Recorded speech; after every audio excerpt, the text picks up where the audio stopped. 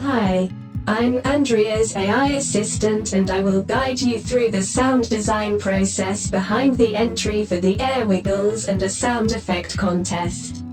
I'll pretend to be him, so let's begin. The first step was to identify the key moments that needed sounds synced to. In this phase, I began thinking about what kind of sounds I needed to achieve what I had in mind. My plan was to make something organic but definitely over the top and cinematic. One of the rules of the contest was to use some of the provided sounds, selected by Airwiggles, and a sound effect. I decided not to record or synthesize anything and to only use the source material.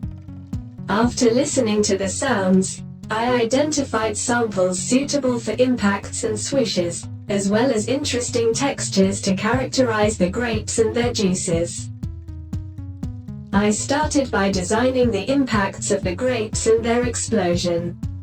The idea was to make a powerful first impact, then highlight the others in background, and build up to the final impact. Since the last impact led to what appears to be a reversed pouring of wine, I experimented with the samples to give a sense of build-up and reversal.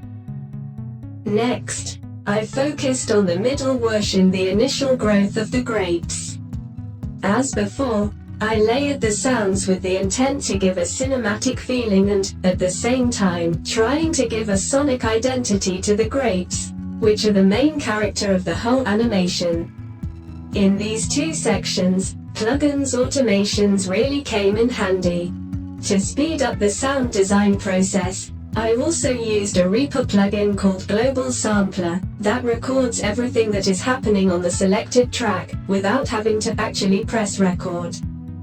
This was useful to manually craft the sounds and sped up the layering process. Once all the key elements were settled, I began adjusting and tweaking the sections to create a balanced result.